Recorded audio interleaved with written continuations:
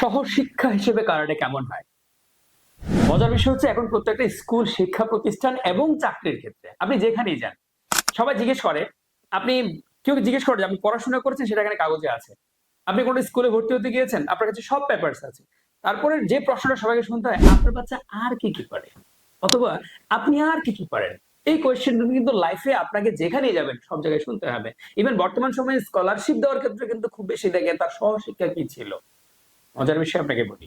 সহশিক্ষা হিসেবে কারাটে কিন্তু যথেষ্ট ভালো একটা মাধ্যম। তার কারণ হচ্ছে প্রতিষ্ঠানগুলো তারা সবাই জানে যারা কারাটে করে তাদের মধ্যে কি গুণগুলো থাকে এটা কিন্তু ওনারা জানে। যার দরুন সহশিক্ষা হিসেবে কিন্তু কারাটে একটা বেস্ট মাধ্যম। সহশিক্ষা হিসেবে কারাটে বেস্ট মাধ্যম হওয়ার কিন্তু বেশ কিছু কারণ আছে। যারা কারাটে শিখে তারা কিন্তু আবার শেখাতে পারে। তার মানে একটা প্রতিষ্ঠান মনে করে যেই ব্যক্তিটা কারাটে ব্ল্যাক বেল্ট হোল্ডার বা যে ব্যক্তিটা কারাটে শিখে গেছে সে কিন্তু ফিউচারে এই প্রতিষ্ঠানে বা এই স্কুলে তাহলে সে সেটা ইমপ্লিমেন্ট করবে। সে চাইলে এটা শেখাতে পারবে এবং তার কাজের স্পিড হবে অন্যান্য মানুষের চেয়ে অনেক বেশি। কারণ যার সহশিক্ষা ছিল নরমাল একটা পড়াশোনার সাবজেক্ট। এই সহশিক্ষাটা কিন্তু সেখানে খুব বেশি কাজে লাগার সুযোগ থাকে না।